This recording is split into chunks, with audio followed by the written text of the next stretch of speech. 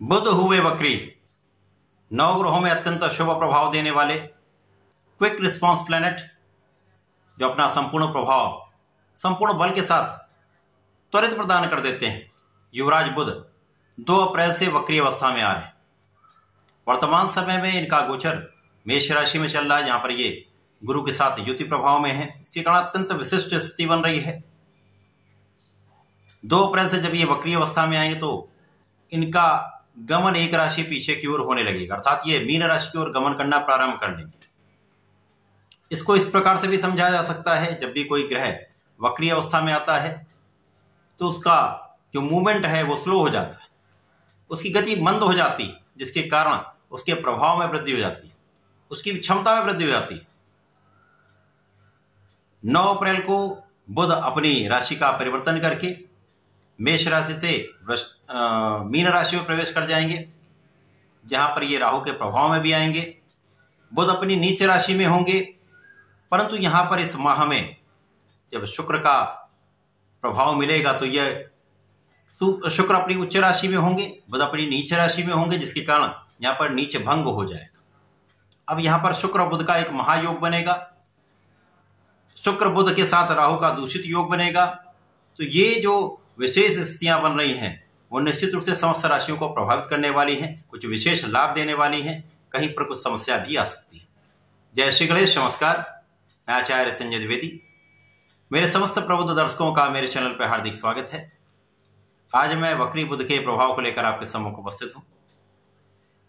9 ग्रहों में युवराज बुध जो अत्यंत श्रेष्ठ प्रभाव देते हैं, एक ऐसे एकमात्र ग्रह हैं जिनका इस संपूर्ण जगत में समस्त क्षेत्रों में अपना कार्यकत्व है। कोई भी कार्यक्षेत्र जहां पर बुध का प्रभाव ना हो, ऐसा हो ही नहीं सकता। चाहे वो वाणी से संबंधित कार्य हो, ज्ञान से संबंधित कार्य हो, शिक्षा का कार्य हो, शिक्षण का कार्य हो, कैलकुलेशन का कार्य हो, मैथ, स्टैटिस्टिक्स, व्यापार हो, इंडस्ट्री हो, किसी प्रकार का कोई शोरूम, जहां पर गणनाएं हैं, जहां पर कैलकुलेशन है, जहां पर मैथ है, जहां पर कला है, कला क्षेत्र के संपूर्ण कारक बुध हैं, वाणी के कारक बुध हैं, तो इन समस्त क्षेत्रों में बुध का प्रभाव होता ही है। और बुध अपना संपूर्ण प्रभाव अति शीघ्र प्रदान कर देते हैं। यदि एक अच्छी अवस्था में है तो महाबलशाली स्थिति होती है और महालाभ प्रदान करते हैं। वर्तमान समय में इनका गोचर मेष राशि में गुरु के साथ चल रहा है, जो अत्यंत बलवान स्थिति है, क्योंकि यहाँ पर गुरु ज्ञान के कारक हैं, धैर्य के कारक हैं, विवेक के कारक हैं, शिक्षा देते हैं। इसी प्रकार से बुध बुद्धि के कारक, बुद्धि के कारक, ज्ञान के कारक, वाणी के कारक, कैलकुलेशन के कारक। जब बुध और गुरु का संयोग बनता है तो कुशाग्र योग बनता है, महाबुद्धिमान योग बनता है। इस महाबुद्धिमान योग का प्रभाव समस्त राशियों को प्रभावित करने वाला है। इसके पश्चात जब ये राहु के प्रभाव में जाएंगे, शुक्र के प्रभाव में जाएंगे, तो अलग अलग स्थितियों में अलग अलग प्रभाव मिलेगा। अब ये जो स्थितियां बन रही हैं, वक्री बुध का प्रभाव अलग अलग राशियों के लिए अलग अलग भाव में बनेगा, अलग अलग स्थानों पर बनेगा, उसी के अनुसार ही परिणाम की प्राप्ति हो। आज मैं मिथुन राशि के लिए वक्री बुध का क्या प्रभाव मिलने वाला है, किस प्रकार के लाभ मिल सकते हैं, कौन सा भाव प्रबल होगा, किस प्रकार से आप लाभ ले सकते हैं, समस्याओं से कैसे निपट सकते हैं, क्या उपाय है जिसको करके आप लाभ लेने वाले हैं, संपूर्ण विश्लेषण मैं पूर्ण तर्क के साथ करने जा रहा हूं। प्रिय दर्शकों, ये राशिफल आप अपने लग्न के अनुसार भी देख सकते हैं, राशि के अनुसार भी देख सकते हैं। मिथुन राशि के लिए यदि हम अवलोकन करें तो बुध की ही राशि मिथुन राशि है। वर्तमान समय में बुध का गोचर गुरु के साथ लाभ भाव में चल रहा है, जो अत्यंत प्रबल है, जहां पर ये 9 अप्रैल तक रहेंगे। अब 9 अप्रैल तक क्या स्थिति है, जब ये 2 अप्रैल को वक्री हो जाए तो इनका बल बढ़ जाएगा, जिसके कारण लाभ की प्रबलता बढ़ जाएगी। जितना लाभ आपको मिल रहा है उससे अधिक लाभ आपको प्राप्त होगा। अब गुरु बुध का संयोग आपको महाबुद्धिमान तो बना ही रहा है। शिक्षा ज्ञान का भाव प्रबल होगा, ज्ञान शिक्षा से बड़ा धन का लाभ आप लेने वाले हैं। यहाँ पर धन का क्षेत्र भी विस्तृत होगा, परिवार का सहयोग भी मिलेगा, परिसंपत्ति का भी लाभ मिलेगा, तथा यहाँ पर वाणी से विशेष आप लाभ ले पाएंगे।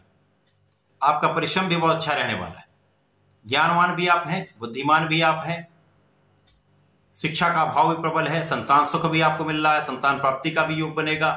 तो यहाँ पर आपके प्रेम संबंध भी अच्छे रहने वाले, तो समय श्रेष्ठ है। इसी प्रकार से जिन लोगों का विवाह नहीं हो पाया है, उनके विवाह का भी संपूर्ण यहाँ पर योग बन रहा है। क्योंकि यहाँ पर गुरुदेव सप्तम के स्वामी है, सप्तम के स्वामी के साथ लग्न का गोचर चल रहा है और अच्छे भाव में है, तो निश्चित रूप से यहाँ पर अच्छे योग बन रहे हैं। इसी प्रकार से जब बुध और गुरु का संयोग यहां पर होगा तो सर्वाधिक लाभ आप अपने ज्ञान से, बुद्धि से ले पाएंगे, कैलकुलेशन से ले पाएंगे, सर्वश्रेष्ठ लाभ आप लेने पाए, तो लाभ भी कई गुना बढ़ जाएगा। यदि आप किसी नौकरी में है, व्यापार में, वहां समस्त क्षेत्रों में आपका लाभ बढ़ने वाला है। वाणी विशेष रूप से प्रभावी हो जाती है, वाणी का विशेष लाभ आप ले पाते हैं। अब जब 9 अप्रैल से ये मीन राशि में पहुंचेंगे, जो कि 10th भाव है, कार्यक्षेत्र का भाव है, यहाँ पर राहु का गोचर चल रहा है और राहु भी बलवान ही स्थिति में है। कार्यक्षेत्र के स्वामी की स्थिति बहुत अच्छी है, राहु 10th भाव में गोचर कर रहे हैं। जब यहाँ पर बुध आएंगे तो वर्तमान समय में राहु 21 पॉइंट पर है। जब बुध यहाँ पर वापसी करेंगे तो कुछ समय पश्चात राहु और बुध का युति प्रभाव आरंभ हो जाएगा, जहां पर जड़ दोष बनेगा। अब बुध और राहु यदि सामान्य अवस्था में होते हैं, जहां पर ये दूषित प्रभाव में नहीं है, तो इन दोनों का प्रभाव आपके कार्यक्षेत्र को अचानक बहुत आगे बढ़ाने वाला होता है। कूटनीतिक गुण बहुत श्रेष्ठ हो जाता है। तो जो लोग राजनीति में है, विशेष रूप से वहां पर बहुत लाभ मिलता है, कार्यक्षेत्र में बहुत प्रगति होती है, लोगों का संपूर्ण सहयोग मिलता है। केवल यहाँ पर आपको वाणी पर नियंत्रण रखना चाहिए।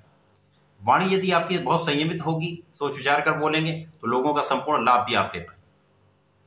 परंतु जब ये दूषित प्रभाव होगा तो इसी वाणी के कारण विवाद की संभावना बढ़ जाती है। जिनके साथ आप कार्य करते हैं, व्यापार करते हैं, उन्हीं के साथ समस्याएं उत्पन्न हो जाती है, भ्रम उत्पन्न हो जाता है। अब क्योंकि यहां पर बुध नीच राशि में, इसलिए ये समस्याएं भी होंगी।